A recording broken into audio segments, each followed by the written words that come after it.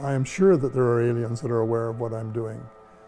Probably more than one species, because they communicate by mental telepathy, and consequently they can read your mind, and you can't hide what you're thinking even. So they would know exactly what everyone's doing and what thinking, and I'm sure I'm no exception.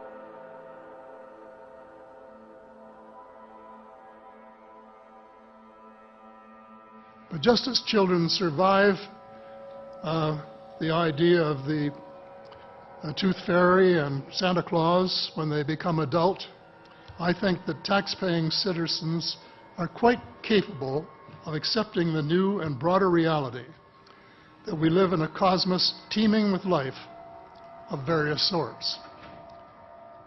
The fact that some other civilizations are more advanced than we are may be humbling, but that could be a necessary step in our survival.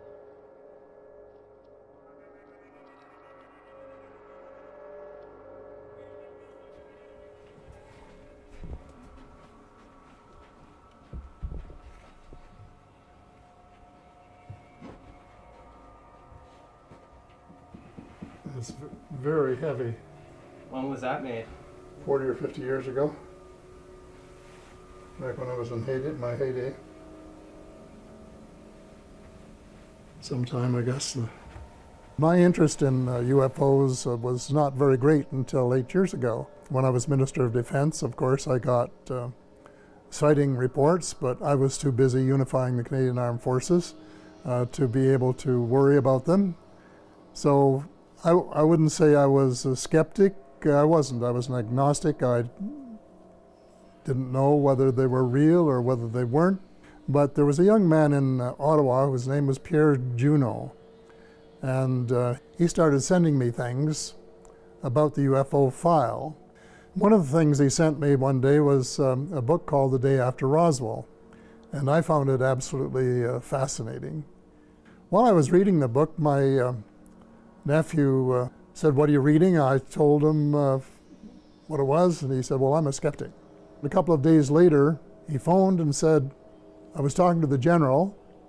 The general, incidentally, was a former United States Air Force general that he had met in his aviation career. And I told him what you were reading, and he said, "Every word of it is true and more." I phoned the general. Before I could even say hello and how are you, he said, "Every word is true and more."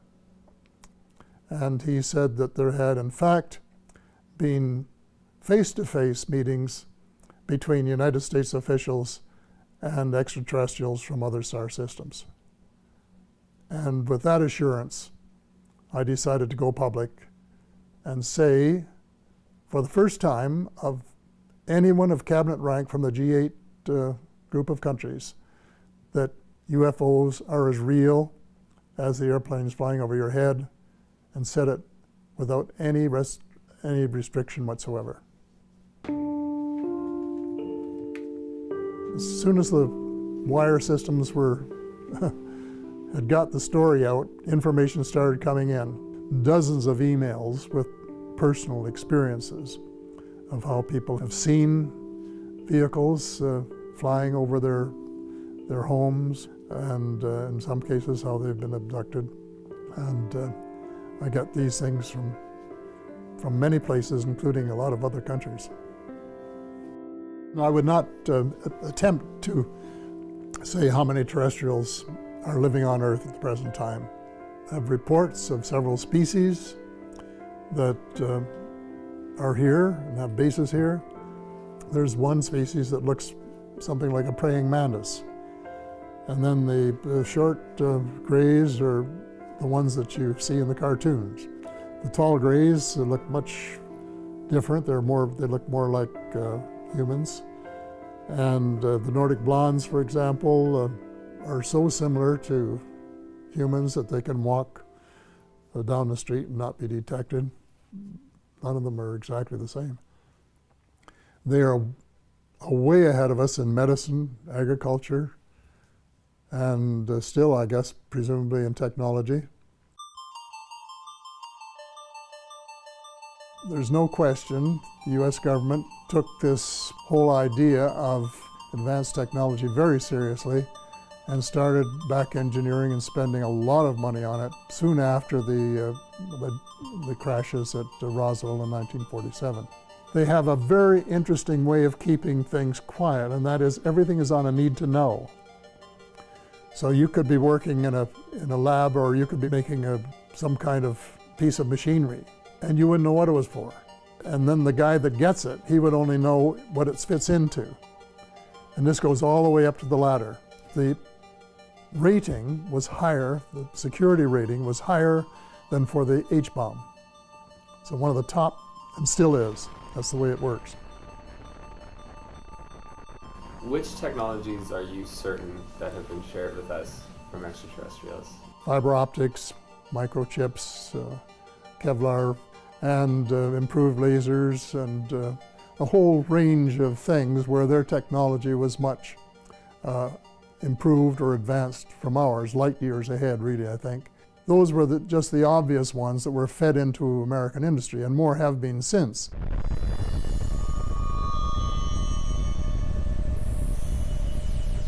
There had been lots of visits to Earth, probably going back thousands of years, but the level of activity took on a new dimension after the first atomic bomb was set off at New Mexico in 1945.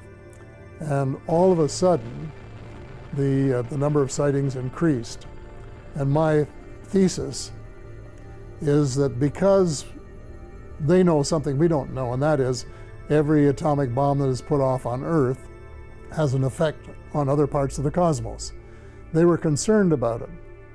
And I used this idea that the children are playing with matches. They're afraid that we're going to blow up our planet so that it would be uninhabitable both for ourselves and for visits from them. And they didn't like that idea. So they came down in larger numbers and have been taking inventory of all the American bases, the Russian bases, Chinese bases, all of the bases, doing inventories, finding out exactly where they are, where the nuclear installations, the power installations are, and all that sort of thing. For what purpose exactly, I don't know, but so that they will have the information on tap if we should start doing anything silly, that they might in fact try to intervene. And I would say, I would hope. There are a couple of well-known cases. There was one in western United States where a UFO was looking at their intercontinental ballistic missiles and putting them out of action. And this was despite precautions and fail-safe devices that were designed to make sure that that never happened. So this, of course, was a matter of great concern to the United States Air Force, and they spent months and months investigating it and trying to figure out what they had to do to, if possible, to protect the invulnerability of their bases.